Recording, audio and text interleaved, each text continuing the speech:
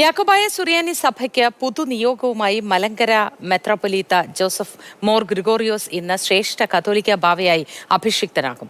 ലെബനനിലെ Beirut അച്ചാനെ saint Mary's പാത്രിയാർക്ക കത്തീഡ്രലിലാണ് സ്ഥാനാരോഹണ ചടങ്ങുകൾ. സഭയുടെ ആഗോള തലവനായ ഇഗ്നാത്തിയോസ് അപ്രേം ദിദിയൻ പാത്രിയാർക്കിസ് ബാവ മുഖ്യ കാർമ്മികത്വം വഹിക്കും. ഒട്ടേറെ മെത്രാപ്പൊലീത്തമാർ സഹകാർമ്മികരാകും.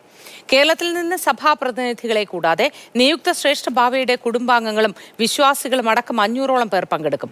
കേരള സംസ്ഥാന സർക്കാരുകൾ പ്രതിനിധി സംഘത്തെ അയച്ചിട്ടുണ്ട്. മന്ത്രി പി രാജീവിന്റെ നേതൃത്വത്തിലാണ് കേരളത്തിൽ നിന്നുള്ള പ്രതിനിധി സംഘം. മുൻ വിദേശകാര്യ സഹമന്ത്രി വി മുരളീധരനാണ് കേന്ദ്ര സംഘത്തെ നയിക്കുന്നത്. ഇന്ത്യൻ സമയം രാത്രി 8:30-ക്കാണ് സ്ഥാനാരോഹണ ചടങ്ങുകൾ.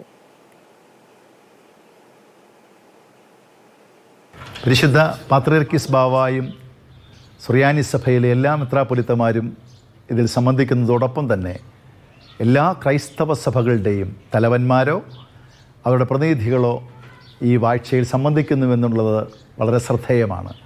ലോകത്തിൻ്റെ നാനാഭാഗങ്ങളിൽ നിന്നുമുള്ള യാക്കോബായ സുറിയാനി സഭയുടെ 700ഓളം വിശ്വാസികളും വൈദികരും ഈ ശുശ്രൂഷയിൽ സംബന്ധിക്കുന്നു. മധ്യപൂർവ്വ ദേശങ്ങളിലുള്ളതായ വിശ്വാസികൾക്ക് പുറമെ